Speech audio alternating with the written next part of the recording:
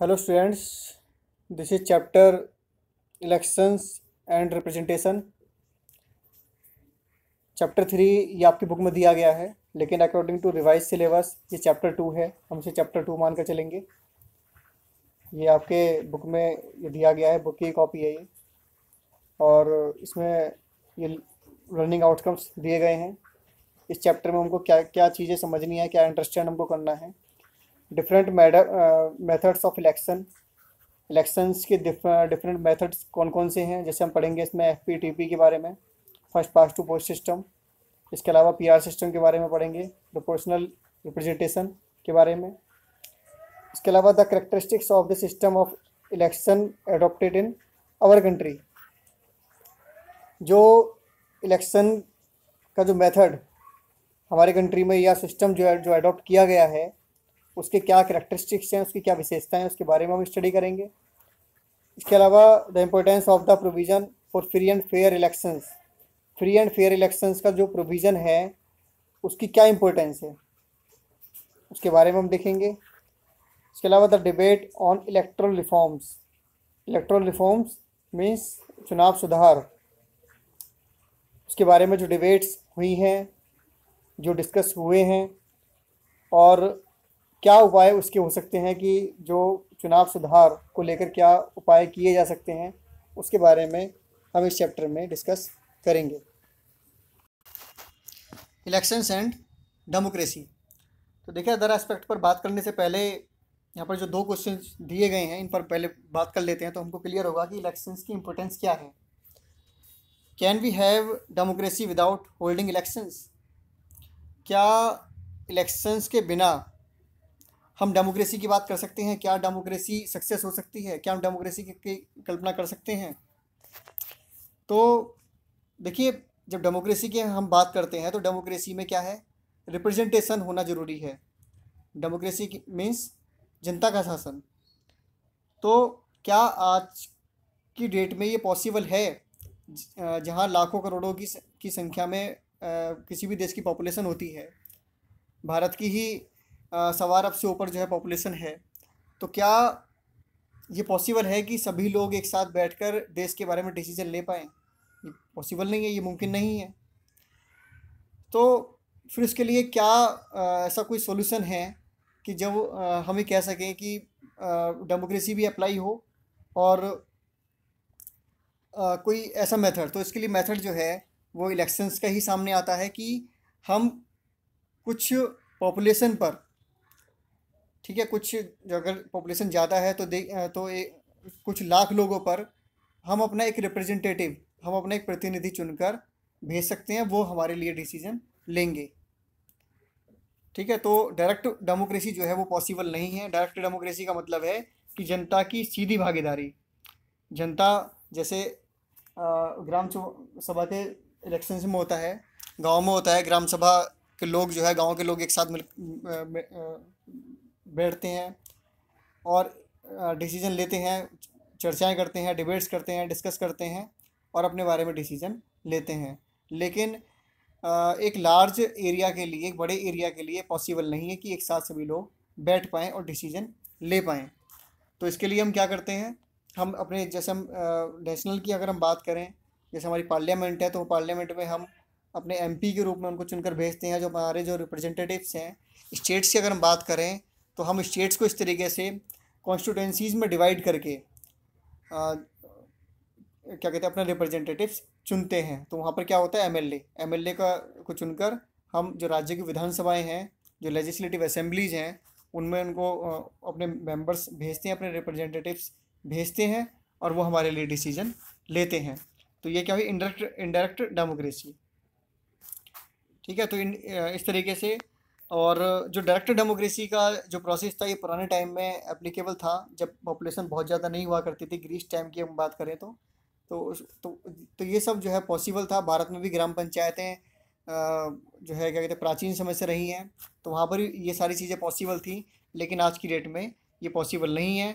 तो हमें indirect democracy का जो मेथड है, हम उसको वो अपनाना हमको पड़ा है, और सभी देशों में जो है ये तरीका जो है अपनाया जाता है कि कुछ लाख लोगों के पर जो है पूरे देश को जो है कॉन्स्टिट्यूंसीज में डिवाइड कर दिया जाता है और लोग अपने रिप्रेजेंटेटिव्स इलेक्ट करते हैं, चुनते हैं, और वो जो चुने हुए प्रतिनिधि हैं वो पूरी जनता के लिए, पूरे देश के लिए डिसीजन लेते हैं। Second question is, can we hold elections without having democracy? क्या बिना डेमोक्रेसी के हम इलेक्शंस जो कंडक्ट करा सकते हैं? तो देखिए, कुछ कंट्रीज़ जहाँ पर डेमोक्रेसी नहीं है वहाँ पर भी इलेक्शन कंडक्ट कराए जाते हैं। तो क्या इसका मतलब ये हुआ कि वहाँ पर डेमोक्रेसी है? तो क्या वहाँ पर ये हुआ कि जो रिप्रेजेंटेटिव्स हैं वो जनता के चुने हुए प्रतिनिधि हैं? देखिए, जहाँ पर तानाशाही वाली व्यवस्थाएं हैं वहाँ के जो तानाशाह हैं वो हमेशा ये दर्शाना चाहते हैं, वो वर्ल्ड में जो है ये मैसेज पहुँचाना चाहते हैं कि वे जो चुने गए हैं जनता का उनमें विश्वास है, जनता उन पर विश्वास करती है। तो वो ऐसा हमेशा जो है ये चाहते हैं जनता में मैसेज पहुँचे, या पूरे इंटरनेशनली, पूरे जो है अदर नेशंस में ये मैसेज पहुँचे। जैसे कि पाकिस्तान का हम एग्जांपल ले सकते हैं, जो वहाँ के जनरल परवेज मुशर्रफ थे, उन्होंने इलेक्शन कंडक्ट करवाया, ठीक है, और इलेक्शन कंडक्ट करवाकर उन्होंने अपने आप को वहाँ का प्रेसिडेंट अपने आप को घोषित किया, और जबकि वो एक तानाशाही सरकार थी। ये पूरा वर्ल्ड जानता है, पूरा ये सभी लोग इसके बारे में जानते हैं, और आप लोग पहले जो है पढ़ भी चुके हैं इसके बारे में।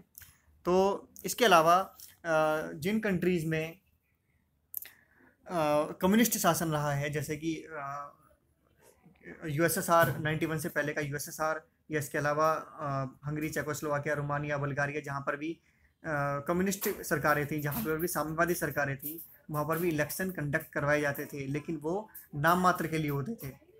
तो हम यहाँ पर ये देखेंगे कि यहाँ पर जो क्वेश्चंस कुछ दिए गए हैं कि क्या जो इलेक्शन करवाए जा रहे हैं, क्या उन इलेक्शंस का मेजरमेंट क्या है, वहाँ का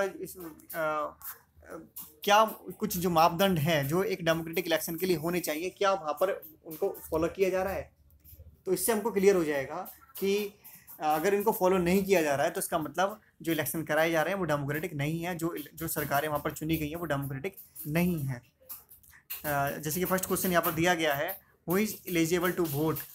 वोट के लिए एलिजिबल कौन है? कहीं ऐसा तो नहीं कोई सोसाइटी का सिर्फ एक पार्ट ही वोट देने के लिए एलिजिबल हो?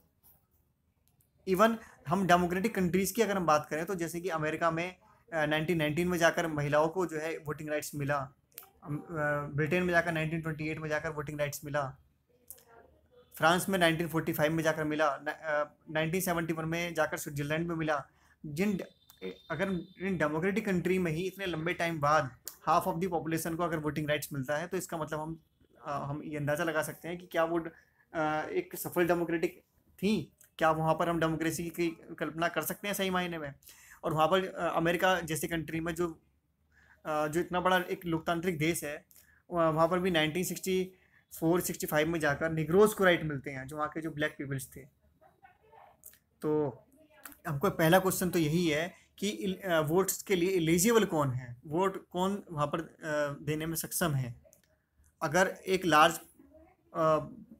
पॉपुलेशन को, अगर एक large part of the population को अगर वोट देने से का अधिकार नहीं है तो हम उसको डेमोक्रेटिक नहीं कह सकते। इसके अलावा सेकंड क्वेश्चन है, who is eligible to contest? Contest कौन कर सकता है, इलेक्शन में भागीदारी कौन कर सकता है, कौन एक इलेक्शन जो है फाइट कर सकता है? कि कहीं ऐसा तो नहीं है कि एक बड़ी कम्युनिटी को जो है हमने निगलेक्ट कर दिया है कि वो इलेक्शन लड़ ही नहीं सकती। जैसे कि कम्युनिस्ट जो सरकारें थी, जो वहाँ पर इस तरीके से होता था कि जो कम्युनिस्ट पार्टी है वो उसी के ही कैंडिडेट इलेक्शन फाइट कर सकते थे। भारत की तरह कैसे नहीं कि आप अगर कोई पॉलिटिकल पार्टी अगर आपको टिकट नहीं दे रही है तब भी आप इंडिपेंडेंटली जो है इलेक्शन लड़ सकते हैं, ऐसा नहीं होता था वहाँ पर। वहाँ पर सिर्फ एक सिंगल पार्टी थी, यहाँ पर तो बहुत सारी मल्टी पार्टी सिस्टम है हमारे यहाँ पर तो, लेकिन वहाँ पर क्या होता था, सिंगल पार्टी थी और जो कम्युनिस्ट पार्टी थी उसी के ही कैंडिडेट इलेक्शन फाइट कर सकते थे।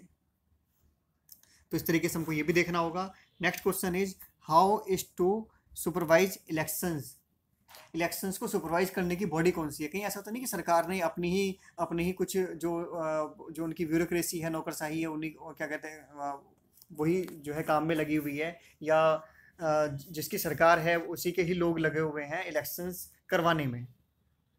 इलेक्शन को सुपरवाइज करने के लिए क्या वहाँ पर कोई ऐसी कोई फ्री बॉडी है? जैसे हमारे यहाँ पर इलेक्शन कमीशन ऑफ इंडिया है, वो अपने अधिकार सरकार से नहीं लेती है, वो अपने अधिकार पार्लियामेंट से नहीं लेती है, वो अपने अधिकार लेती है कॉन्स्टिट्यूशन से। कॉन्स्टिट्यूशन में उनके लिए उसके जो राइट्स हैं वो सुरक्षित हैं। तो इस तरीके से कोई भी सरकार इलेक्शन कमीशन ऑफ इंडिया पर प्रेशर नहीं बना सकता है। तो इस तरीके से सुपरवाइज कौन कर रहा है इलेक्शन जो कंडक्ट कराए जा रहे हैं उसको, तो हमको ये भी देखना होगा। Fourth question is how do the voters choose there representatives. जो वोटर्स हैं वो अपने रिप्रेजेंटेटिव्स को किस तरीके से चूज कर रहे हैं, उसका मेथड क्या है, ठीक है, तो ये भी हमको देखना होगा। Next question is how are the votes to be counted and representative elected. तो इस तरीके से हमको ये भी देखना होगा कि वोटिंग की काउंटेड किस तरीके से हो रही है। काउंटिंग ऐसा तो नहीं कि अपने अपनी तरीके से सरकार जो है काउंटिंग करा रही है और कह दिया जी हम इसमें जीत गए हैं, हमारी सरकार है, ठीक है। और तो इस तरीके से हमको ये पूरा प्रोसेस हमको देखना होगा। अगर इन क्वेश्चंस के जो आंसर हैं अगर वो अगर फेवर में हैं तो हम कह सकते हैं कि वहाँ पर डेमोक्रेसी है। जिस तरीके से हम अगर मीडिया की बात करें तो जो फर्स्ट जो 3 क्वेश्चन हैं वो भारत के संदर्भ में ये इंश्योर करते हैं कि यहाँ पर जो फ्री और फेयर इलेक्शन जो है कंडक्ट करवाए जाते हैं और इसको हम डेमोक्रेटिक कंट्री हम कह सकते हैं। और लास्ट के जो दो जो क्वेश्चन है वो ये इंश्योर करते हैं फेयर रिप्रेजेंटेशन को। तो ये भी भारत के संदर्भ में ये भी पॉजिटिव है। तो इस तरीके से हम इस चैप्टर में हम ये देखेंगे जो कॉन्स्टिट्यूशनल जो प्रोविजंस हैं, और तो हम इन दोनों ही एस्पेक्ट को हम देखेंगे कि कौन कौन से जो प्रोविजंस हैं हमारे कॉन्स्टिट्यूशन में दिए गए हैं, कौन कौन से वो मेथड्स हैं, इनके बारे में हम देखेंगे। देखिए हम बात करते हैं election system in India. Bharat में जो इलेक्शन सिस्टम है वो कौन सा मेथड है जो अपनाया गया है, जिसका अडॉप्ट किया गया है। तो डिफरेंट मेथड्स हैं। तो देखिए इसके बारे में हमारे कॉन्स्टिट्यूशन में पूरे तरीके से उसके बारे में बताया गया है, लिखा गया है। और ऑल ओवर द वर्ल्ड अगर हम बात करें जो मेथड्स अडॉप्ट किए गए हैं तो उसमें हमें ये देखना होगा कि किस कंट्री में कौन सा वो मेथड अडॉप्ट किया गया है, क्यों अडॉप्ट किया गया है, उसके क्या उसके बेनिफिट्स हैं, क्या उसके लॉस हैं, उसके उसके क्या उसके ड्रॉबैक हैं। तो ये सारी चीज़ हमको देखनी होंगी। तो देखिए तो जो वोटर्स हैं वो वोट करते हैं। तो एक जो मेथड है वो FPTP जिसके बारे में भी बात करेंगे, first past to post system. तो जिसमें आप जो वोट करते हैं तो उसमें जिसको सबसे ज़्यादा वोटेज जिसको मिलती हैं, मेजॉरिटी जिसके पास होती है वो इलेक्शन जीतता है। इसके अलावा जो सेकंड जो है उसमें आप वोटर्स को प्रेफरेंस देते हैं। आप सभी को वोट आप कर सकते हैं, जितने भी कैंडिडेट मैदान में हैं, जितने भी कैंडिडेट फाइट कर रहे हैं इलेक्शन, उन सभी को आप वोट कर सकते हैं। तो उसमें आप अपनी चॉइस फिल करते हैं। तो उसके बारे में भी हम देखेंगे। जो PR सिस्टम है, प्रोपोर्शनल रिप्रेजेंटेशन, तो और उसका जो मेथड है, जो उसकी काउंटिंग का जो मेथड है, उस सब के बारे में हम देखेंगे। तो ये देखिए जो सिस्टम की हम बात कर रहे हैं FPTP, first past the post system, तो ये क्या ये सभी कंट्रीज में एक जैसा है? क्या उनके जो कॉन्स्टिट्यूशन है उसमें उनके जो राइट्स हैं, जो ये सब जो उनका मेथड्स है उसके बारे में उसमें जो है बताया गया है? और क्या एक पर्टिकुलर कम्युनिटी जो माइनॉरिटी में है उस सोसाइटी में, क्या उनके जो राइट्स हैं वो सेफ किए गए हैं? क्या उनको सिक्योरिटी दी गई है उनके जो कॉन्स्टिट्यूशन है? कहीं ऐसा तो नहीं कि जो एक मेजॉरिटी जो क्या कहते हैं, जो एक कम्युनिटी जो मेजॉरिटी में है वही हर बार जो है इलेक्शन जीत रही हो। तो इस तरीके से, और वहाँ पर जो बिगर जो पार्टियाँ, जो बड़ी पार्टियाँ हैं, उनका क्या रोल प्ले है, जो स्मॉलर पार्टी हैं उनका क्या रोल प्ले है। तो इस सब के बारे में हमको इसमें देखना है। तो और वहाँ पर जो माइनॉरिटीज़ के जो राइट्स हैं किस तरीके से प्रोटेक्ट किए गए हैं, तो ये सारी बातें हैं। तो फर्स्ट हम बात करते हैं first past the post system. देखिए यहाँ पर एक न्यूज़पेपर की कटिंग दी गई है 1984 का इलेक्शन है ये, और इसमें जो कांग्रेस है उसको 3/4 इसको बहुमत मिला है, ठीक है। तो यहाँ पर जो 543 जो सीट्स हैं, इन सीट्स में से टोटल सीट में से इसको कितनी मिली हैं? 415 415 सीटें कांग्रेस ने जीती। कब? 1984 के इलेक्शन में। कितनी परसेंट सीटें हैं? लगभग 80% से ऊपर सीटें हैं ये।